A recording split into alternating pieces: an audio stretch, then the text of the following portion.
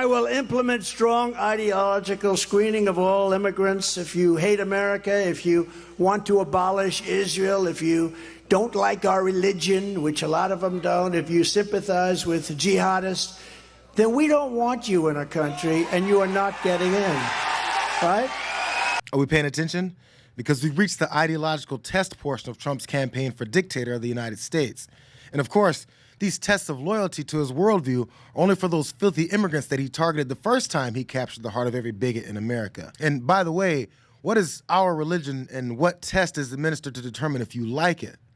Who cares? I guess because the vagueness of his message of division and supremacy has MAGA jazzed anyway. I only want to be a dictator for one day. Would you rather have 4 years of Donald Trump as a dictator or 4 years of Joe Biden as a president? Trump. As a dictator? Maybe. Sometimes in life, we all need a good paddling from the principal to set our life on the right track. And this country does need a little bit of that. We need a little paddling. It's nice to have a strong man running your country. Would you rather have 4 years of Donald Trump as a dictator or 4 years of Joe Biden as a president? Donald Trump all the way. Even as a dictator? Yes, yes. Trump as a dictator. I think I'm choosing Donald Trump as a dictator. Yeah, I'm going dictator Trump for sure. I'd rather have Donald Trump as a dictator. The other day, Donald Trump said on his first day he's going to be a dictator for a day. I like that. Yeah, I like that. Would you rather have Donald Trump as a dictator for 4 years or re-elect Joe Biden for 4 years? I would rather have Donald Trump. I'd like to see the repeal the Roosevelt law so that he can be a president for a lot more than 4 years. But this country needs a dictator. I hate to say that, but it's the truth. Being a dictator is such a flippant topic for Trump supporters because they think their choice for one will rule with their biases and hatred in mind. It's the reason so many people make sure to highlight just how little the former president has done for the people that want to crown him emperor, hoping for a little spanking every once in a while. He's used them every step of the way, starting with a flood of relatable hatred for anyone that only he can solve. And if you give him control over your life, he'll take care of everything else. There is too much hate. We must never allow it to take over truths. He, Trump, has been targeted for his information that can knock down the corrupt swamp. Trump is the only man that can destroy the negative propaganda that has been sworn into this office. Can he be saved with the American people who believe in God's glory? Can we save our nation from the dark cloud that has been put upon our live streams? Yes. Actor Jon Voight is still working on his remote audition tapes with this series of sycophantic monologues to help promote his guy. And, once he's mentioned God, it was time to go ahead and praise his dictator. Joshua promised the land of hospitality, and his sword of righteousness fought the battles left and right, the battles of right and wrong.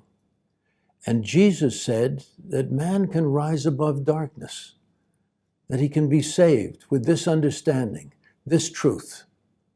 Believe, and he shall finalize the Holy Ghost, the light of God's happiness for all to rise. And this truth can open the ways for the gifts to be.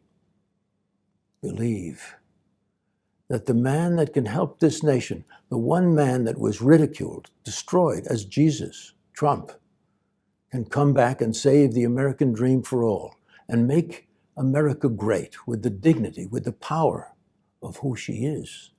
The land of freedom, God's land, God's glory, the USA. Much love to you. So Trump is being persecuted like Jesus, and all we have to do is believe in him, believing in Trump. And also, America is God's land, God's glory. I didn't see that part of the Bible. This audition tape would definitely get him the role of an aspiring dictator's propaganda minister with these types of words, especially since their dear leader can't pull off the religious stick too well himself. How do you do this? Where do you draw your strength from? We're talking about faith. How do you do this every day? How do you get up and fight for every single one of us? It's probably the biggest question I get. The second biggest would be, they're not going to be allowed to do it again. Okay, you know what that means. Okay, that's number two. But number one is, how do you do it? One of the reasons is that I have the highest poll numbers people have virtually ever seen. You're beating these people by 60 points, and we're beating Biden by a lot. He can't detach his brain from uplifting himself long enough to even lie about that same belief system that he wants an ideological test for when he's the dictator. He gets his spiritual strength from poll numbers and the promise to not allow them to do it again. Still looking for that part of the Bible. He knows he's bastardizing Christianity for power, and no matter how obvious he's always made it, MAGA keeps going for it.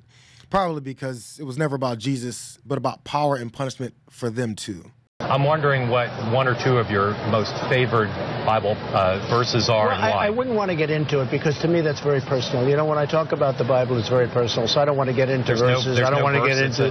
There's no verse that means a lot to you that you think about or cite? The Bible means a lot to me, but I don't want to get into specifics. Even to cite a verse that you like? No, I don't want to do that. You're an Old Testament guy or a New Testament guy? Probably equal. I think it's just an incredible... The whole Bible is an incredible... I joke... very much so. They always hold up The Art of the Deal. I say my second favorite book of all time.